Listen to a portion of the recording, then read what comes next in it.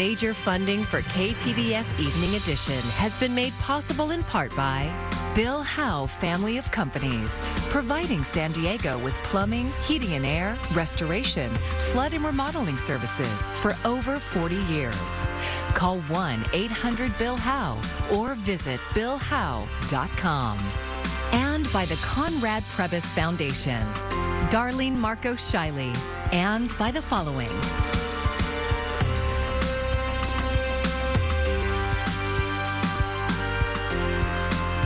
And by viewers like you. Thank you. Not even an atmospheric river of rain stopped teachers in the San Diego Unified School District from picketing today for a new contract. Thanks so much for joining us. I'm Matt Hoffman in for Maya Trabulsi. Unionized teachers with the district have been working for months now under terms of their old contract.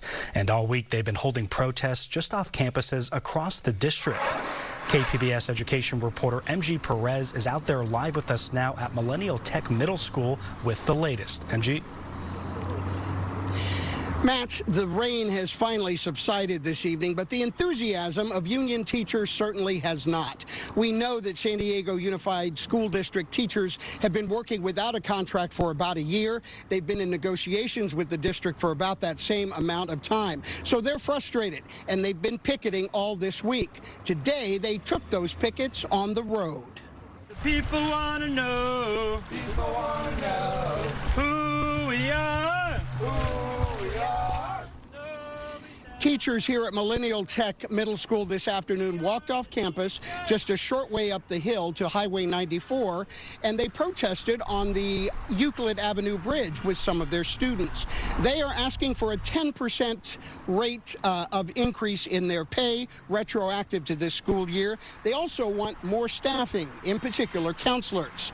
And those teachers tell us they are now waiting on the district. We haven't seen the responses that we would expect to see at the bargaining table from the district. We've been prepared as our union's bargaining team, made up of counselors and psychologists and classroom educators. We've come prepared, and we haven't seen the same urgency on the district's end. I believe we are one of the only countries in the world that we don't value teachers as much as they should be valued. We do an important job, and I think we need to be compensated as such. We did get a written statement from Maureen McGee, who is the communications director for the district. The statement said the dedication of our employees to the work they do serving all our students is fundamental to the success of our schools. To our educators and staff members, we hear you and we appreciate you. Together, we will continue the critical conversations to make San Diego Unified a place to live, grow, and thrive for all employees, students, and families. Again, that was a written statement from the district's communications director. There will be more pickets tomorrow through Friday, and negotiations for the contract resume next Thursday. Reporting live in Choice View, I'm MG Perez, KPBS News. Matt? Thanks for that report, MG. Work is underway to stop a sinkhole in Cardiff from getting any bigger, but today's rain did not make that any easier. KPBS reporter Claire Strong has a look at some of the damage. The constant wet weather has left many roads across the county worse for wear, and nowhere is that more apparent than in Cardiff. Part of the sidewalk on Lake Drive has been totally washed away, and last weekend's heavy rain has caused a sinkhole on the edge of the street to get even bigger. Jeannie Rettlinger almost built on the exact same spot years ago, and is thankful she didn't. I married an architect, and he loved this little piece of property, and he wanted to build a pole house here, and because it has panoramic view to Seaside Beach down there. And I called him yesterday, and I said, you know, if we would have built that house, we would have lost it now, because it's a giant sinkhole now. Cardiff is an unincorporated place that's part of the city of Encinitas. City officials say the sinkhole was an underground pipe installed years ago. Crews have already been trying to fix the problem for the past month. The heavy rain over the weekend has made it worse. So this part of Lake Drive has been cordoned off, and crews are now working on the sinkhole behind me to try and stabilize the bottom of it to prevent any further erosion from happening. Local resident Paul Howard thinks it's going to take a long time to fix. As you can see, it's quite dramatic. I don't think the city of Encinitas will have it all cured and repaired within 6 weeks. And the closure of Lake Drive is also causing traffic issues. Motorists are being diverted along nearby Crest Drive, and people living there say speeding cars are making the road dangerous. Well, I would definitely put speed bumps in or even have the police give tickets. I mean, people are just going through here, 50 miles an hour. It's scary. I mean, all the neighbors are concerned. The city of Encinitas released a statement last week saying the work's expected to last through April. Meanwhile, the residents of Cardiff are praying for the rain to stop. Claire Strong, KPBS News. The storms are more severe in other parts of California. That includes Monterey County, where Governor Newsom was today. Mike Valerio has an update on the latest atmospheric river and all the damage it's doing up north. It's just really horrible to watch people's lives just washed out. An 11th atmospheric river system barely giving Californians a chance to catch their breath. We weren't expecting it to be as bad as we're seeing it. Most of the state, millions of people under a state of emergency Wednesday. That flash flood came in and just took out things from people's yards, kids' toys, our garden. Everything is just down under Santa Ana now. Our worst nightmare came true. We had failure at the levee. Engineers made progress shoring up the Pajaro River levee breach Tuesday night, but not before floodwaters ravaged hundreds of homes. More than 2,000 people have been evacuated, says Monterey County's sheriff. There it goes. Oh, my God. Oh. In Northern California, high winds toppled trees and power lines. Anyway, there goes my neighbor's house. More than 180,000 homes knocked offline statewide, says Power Outage US. We have heard reports of people seeing things flying through San Francisco. Gusts so strong, they blew windows out of this San Francisco high-rise. It's glass. The building was shaking a little bit.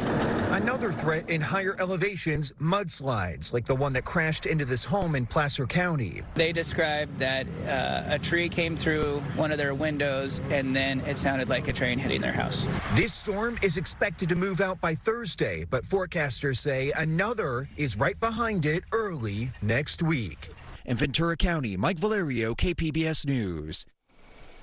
The city's ambulance provider is once again under scrutiny for its response times and staff levels.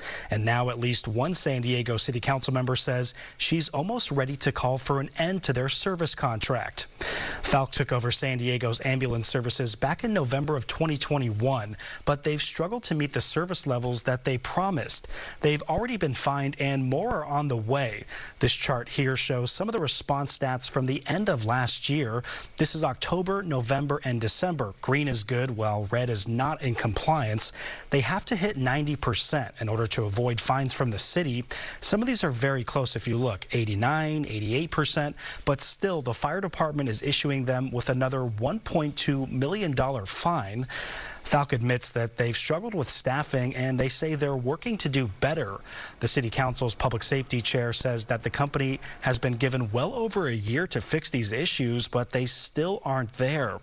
Also, the city and Falck have been trying to amend their contract. That's so that the fire department can bring in another ambulance provider in order to backfill any missing hours. That should boost response times. But if that doesn't happen by next month, one council member is ready to take action. If we do not have a full amendment by docket closing in April, I will be, as the chair of public safety, asking the city attorney to docket an item to explore our legal options to end this contract. I am not afraid of a breach of contract lawsuit. I don't want that. I want this to work. The fire chief says that Falck might need to change their business model, and that could mean accepting lower profits in order to make this new contract amendment work. Falck officials say they're committed to getting it done. Falck pays $9 million to the city annually for fee-for-service and lease payments for the firehouses that we have our staff. And so that goes away. That does reduce our cost, but we still obviously have cost to run the program. And so we're working to figure out what is that rate that we can agree on. On the staffing front, Falck is offering a $50,000 sign-on bonus that started late last year, and they say it's helped bring on about an additional 40 paramedics. But staffing issues are still there, and many public safety committee members are not happy with what they see as a lack of progress. 1 year after a woman was shot and killed by local law enforcement, her family is suing. They claim that the San Diego Police Department and sheriff's deputies escalated the situation. Yan Lee was killed in March of 2022. That's when cops were sent over to her apartment. The sheriff's department released video saying Lee came after them with a knife. A police officer was injured in the confrontation. It started as an attempt to serve an eviction notice. Her son filed a wrongful death lawsuit, arguing that she was suffering from a mental health crisis and that she was not a threat to anyone. While visiting Southern California this week, President Biden once again called on Congress to do more when it comes to preventing gun violence. As we wait for politicians to respond, law enforcement is preparing for the next mass shooting. Josh Campbell shows us some of their training. Shots fired midday on a California college campus. The start of a rampage by an active shooter. As students and teachers flee for safety, responding officers engage the gunman, following him into the school library. Police resources flood the campus. By air and ground, specially trained SWAT officers begin arriving on scene. Then the tactical teams move in. An officer radios that the threat has been neutralized, but the work is far from over. A cavalry of firefighters and paramedics staging nearby rush in to triage and administer first aid. This is only an exercise. An empty college campus on spring break turned into a simulated war zone as police and first responders hone their life-saving skills. This type of training has become the new normal in an age of endless mass shootings in the United States. We study them, we read about them, and we learn what went well and what didn't. LA Sheriff Robert Luna says continually planning for a mass attack is a reality for law enforcement, in part due to inaction in Washington to regulate dangerous weapons. We do challenge our leaders at a national level to do more about guns, to do more about mental health, so that we don't have to do this over and over. It's a sentiment that has been heard from police leaders across the country. We're outgunned, we're outmanned, we're outstaffed. We do need responsible gun legislation. A rare moment of bipartisan action did follow the tragic shootings last year at a supermarket in Buffalo and at Robb Elementary in Uvalde, Texas, when 15 Senate Republicans and 14 in the House voted to support legislation expanding some gun background checks and dedicating millions to public safety programs. But other measures pressed for by gun safety advocates remain perpetually stalled, including national red flag laws, universal background checks, and an assault weapons ban. Many in law enforcement have long been advocating for the ban, including the International Association of Chiefs of Police, who say the criminal use of semi-automatic assault weapons pose a grave risk to our officers and the communities they are sworn to protect. A group representing college campus officers also supports a ban on military-style assault weapons and high-capacity ammunition magazines for civilian use. President Joe Biden reiterated his calls for gun reform during a visit Tuesday near the scene of January's mass shooting in Monterey Park, California, where a gunman slaughtered 11 before taking his own life. I'm determined, once again, to ban assault weapons and high-capacity magazines. Let's finish the job. Ban assault weapons. Ban them again. Do it now. Enough. Do something. But with major reform legislation on hold, it remains up to the police to continually prepare for the day they may have to risk their own lives to stop a gunman. We don't want it to happen. Statistics tell us it will happen. But here we sit, ready to respond to anything that may come our way, anywhere we're called. I'm Amna Nawaz. Tonight on the NewsHour, a federal judge hears a case that could ban abortion pills nationwide. That's coming up at 7 after Evening Edition on KPBS. The problems with Silicon Valley Bank have introduced more uncertainty on Wall Street this week, but there is some better news when it comes to inflation. Karen Kafa tells us about the latest numbers giving the Federal Reserve more to think about. Another key inflation gauge is down, but so is consumer spending, according to government data released Wednesday.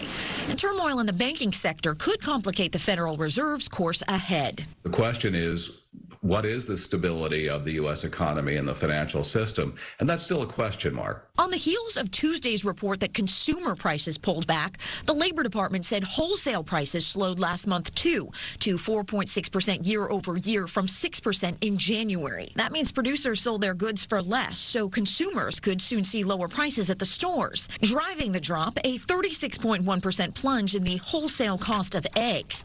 Wholesale prices of fruits and vegetables also fell. But after a hot start to 2023, consumer spending cooled in February. The Commerce Department said retail sales dropped 0.4%, with Americans pulling back on dining out, auto sales, and furnishings.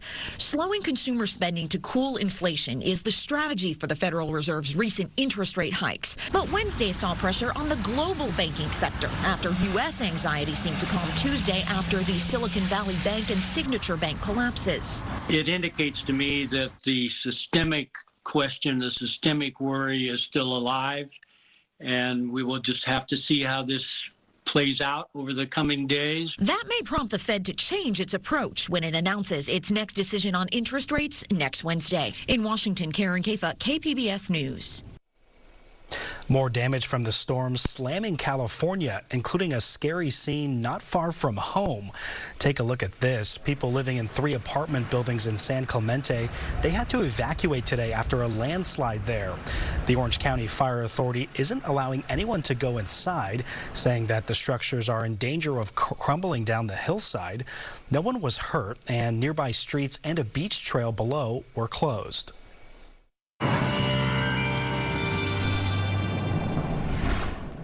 Quieter conditions on the way as we dry things out overnight. It will be a relatively cool but a quieter Thursday. We can see some showers making a return as we work into Friday. Of course, we'll talk about that all-important weekend coming up. Wind advisories expiring off to our north and our east here over the next couple of hours. These go through mid-evening, but mainly north of Borrego Springs and northeast of Oceanside. We're talking about rainfall. We had quite a bit, over an inch of rain. We were talking about that 1 to 2 inches of rain a couple of days ago, and that did materialize. Higher amounts were realized off to the north. As we work our way throughout the overnight, still could see a lingering sprinkle or shower. We're drying things out later on tonight. And as we go into Thursday, 52 San Diego, Chula Vista down to 50.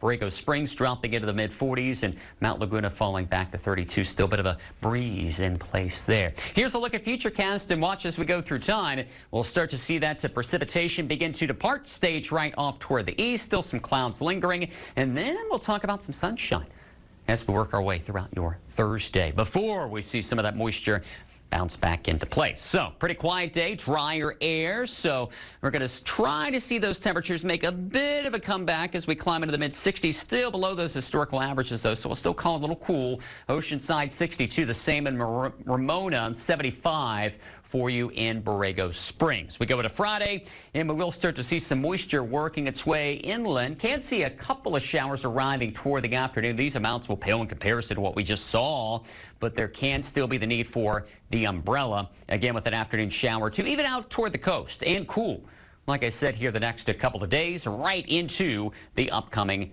weekend. All right, let's talk about the inland valleys where there can be some showers. Again, heading in towards your Friday. For the weekend, decreasing clouds Saturday, but there'll be some clouds hanging around heading into Sunday, and indications are we could see some more wet weather as we head our way into next week. Meanwhile, over the mountains, it's going to remain on the chilly side. We will see a little wet weather here as we work our way into the overnight on Friday. And for the deserts, also looking cool next couple of days, turning breezy later on this weekend. For KPBS News, I'm meteorologist Justin Povick. These storms also might present some variables when it comes to the cost of groceries. As Shelley Malashki reports, California is leading the food producer in the country, and our harvest might be delayed by all this weather. A devastating blow to our nation's top crop producer. The recent back-to-back storms hitting California's critical agricultural regions may also impact the U.S. food supply. The pain is going to be prolonged for many weeks and months. This should have been the beginning of the harvest season. The relentless rain is flooding crops, evacuating farm worker communities, and delaying the harvest season. California is the golden state of food production. It produces the majority of some specialty crops, like certain fruits and vegetables in the country. In January's storm events, we had over 15,000 acres that were impacted by flooding and inundation, with over $330 million worth of farm losses. Ag officials in hard-hit Monterey County say it's unclear when planting schedules will resume, and all the flooded farms and delayed harvests could lead to higher costs for consumers nationwide. That's if supplies tighten and produce distributors turn to Mexico or other regions to make up for shortages and then pass on the added cost to consumers. Ag officials say it's too early to fully assess the damage, but are working to mitigate the long-term impact. There will be more crop losses as areas that have not experienced flooding are now experiencing it for the first time. In Monterey County, the severe weather has forced farm workers out of their homes and left them without jobs. This community of Pajaro is mostly low-income Latino farm workers, and this is the worst thing that could have happened to them right now. For Consumer Watch, I'm Shelley Malashi. The Museum of Contemporary Art San Diego is opening 2 exhibitions this week.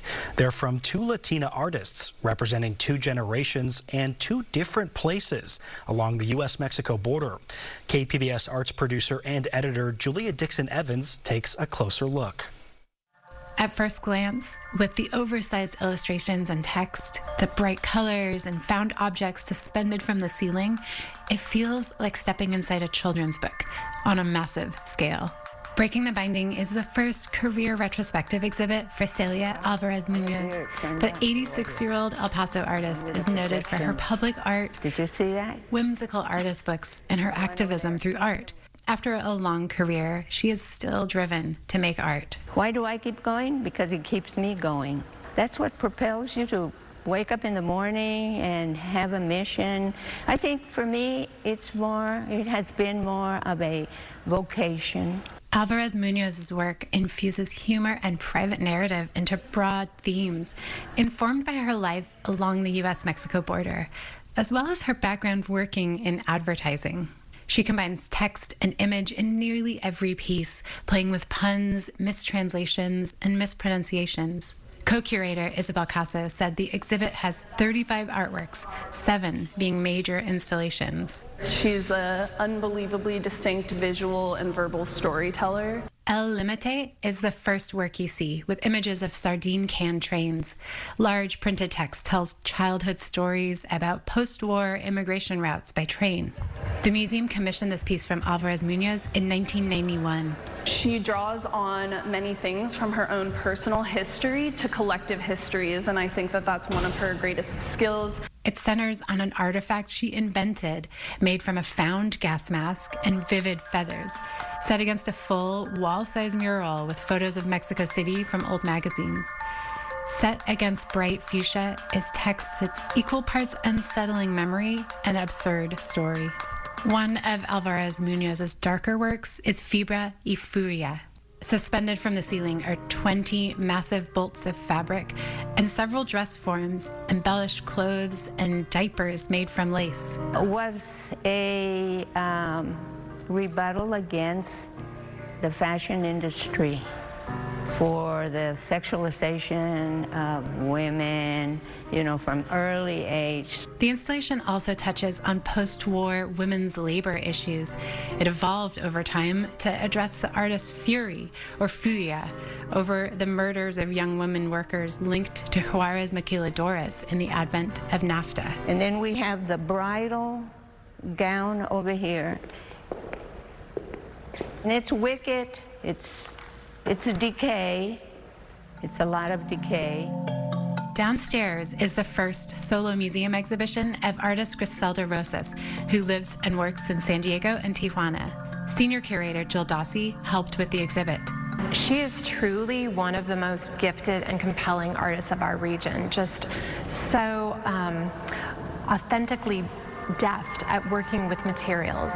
When her son was small, Rosas began borrowing characters from his drawings and adding embroidery with her sewing machine at the kitchen table. I mostly do my work my kitchen table. So my kitchen table is always a mess.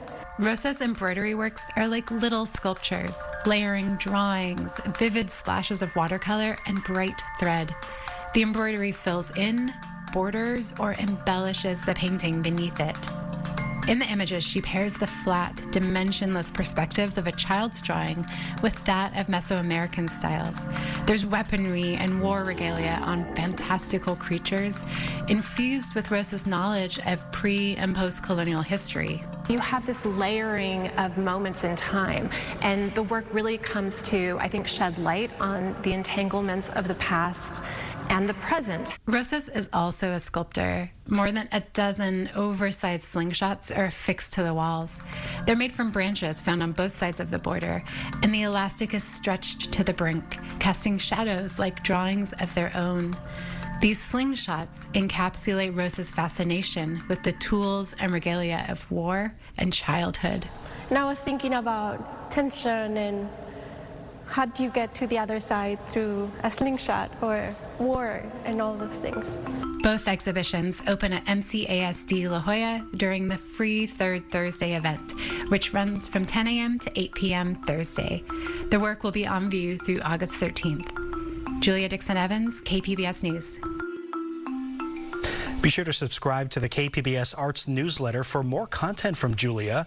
It's one of several newsletters available at kpbs.org. And one quick correction. Yesterday, we told you about the new app that the district attorney is developing. It connects unhoused people with shelters. We misstated the amount that the Board of Supervisors approved for it. It was $300,000, and we apologize for the error. Thanks so much for joining us tonight. I'm Matt Hoffman. Have a great evening. Major funding for KPBS Evening Edition has been made possible in part by Bill Howe Family of Companies, providing San Diego with plumbing, heating and air, restoration, flood and remodeling services for over 40 years. Call 1-800-BILL-HOWE or visit billhowe.com. And by the Conrad Prebys Foundation, Darlene Marco Shiley, and by the following: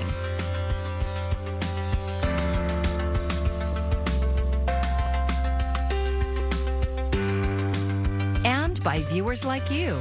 Thank you.